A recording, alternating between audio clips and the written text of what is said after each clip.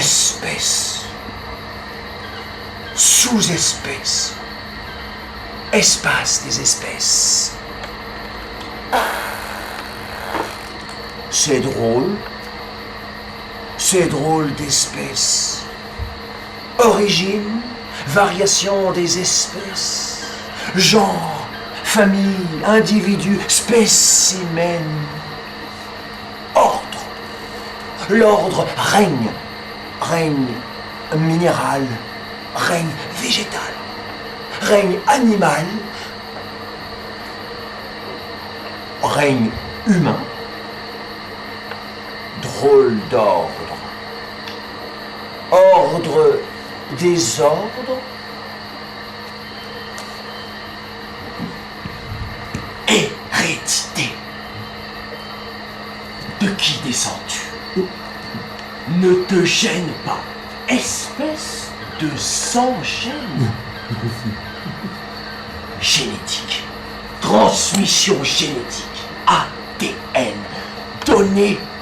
Naissance. Ressemblance. Dissemblance. Différence des individus. Chaîne ininterrompue. Désir. Création. Surprise. Origine. Forme première de vie avant la vie. Où, quand, partout, nulle part, quelque part, la Terre. Oxygène, atmosphère, océan, des rives des continents, rives, plaques enveloppantes, magma, englouti, ressurgi, uni, vers Dieu. Dit eux, origine des dieux. Origine sans Dieu, Dieu sans origine. Évolution. Révolution. Transformation. Bifurcation. Spéciation. Sélection. Sélection naturelle. Ni plan ni hasard. Arrive ce qui arrive avec le temps. Avec le temps va. Si beau. Singe. Homme. Singe, homme. Homme, singe. Singe anthropomorphe. Quadrumane. Bonobo. Chimpanzé. Gorille. Orang-outan. Hominidé bimane. Toi, nous. Tous autant. Sauvages. Civilisés. Limite de la limite. Sans limite.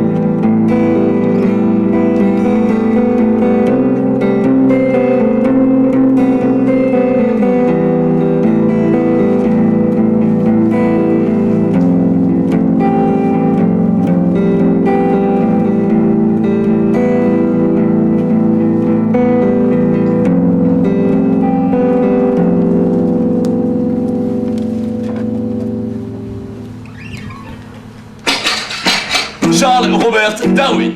Je suis né à Shrewsbury, Angleterre, en 1809. Mon grand-père, Erasmus Darwin, médecin, naturaliste, inventeur et poète, s'était déjà déclaré contre la fixité des espèces. Mon père, Robert Waring Darwin, médecin, était membre de la Royal Society. Et ma mère, Susanna Wedgwood, était la fille d'un célèbre céramiste et patron d'industrie. Je suis le deuxième garçon d'une famille de 6 enfants. J'ai perdu ma mère à l'âge de 8 ans. Très jeune, j'ai eu une passion de naturaliste et de collectionneur, alors que je poursuivais une scolarité difficile et ennuyeuse. À 16 ans, j'ai commencé mes études de médecine. À Édimbourg. J'étais plus intéressé par la zoologie marine que par les cours de dissection. Aussi, au bout de 2 ans, j'ai changé de voie et je me suis inscrit à l'université de Cambridge pour devenir médecin de campagne. Pardon, pasteur de campagne.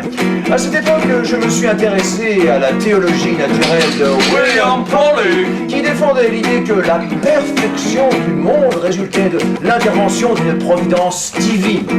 Une fois mon diplôme en poche, mes rencontres avec le zoologiste Henslow et le géologue Sedgwick m'ont encouragé à embarquer à titre de naturaliste Et sans traitement. sur le vaisseau de Sa Majesté le Beagle, brique de 10 canons qui partait pour un voyage autour du monde. La mission du Beagle, entre autres choses, était d'achever le relevé hydrographique de l'Amérique du Sud. Le voyage allait durer 5 ans. Ce fut pour moi une expérience unique. Ma véritable école.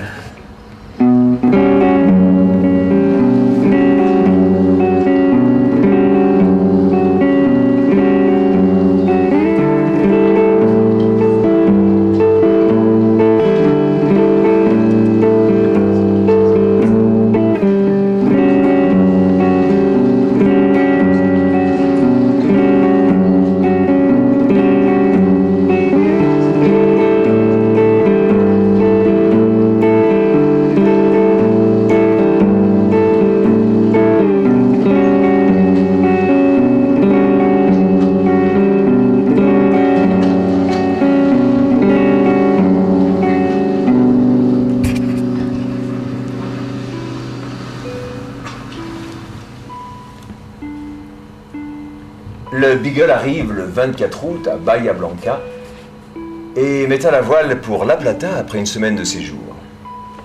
Le capitaine Fitzroy consent à me laisser en arrière pour me permettre de gagner Buenos Aires par la voie de terre. À Punta Alta, on trouve une section de l'une de ces petites plaines récemment formées et fort intéressante par le nombre et le caractère extraordinaire des restes d'animaux terrestres gigantesques qui y sont enfouis. Par exemple, le toxodon.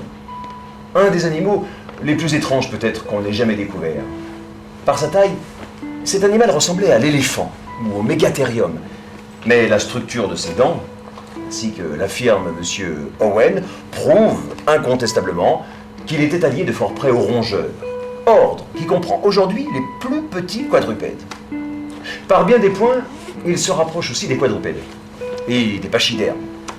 Enfin, à en juger par la position de ses yeux, de ses oreilles et de ses narines, il avait probablement des habitudes aquatiques comme le dugon ou le lamantin dont il se rapproche aussi.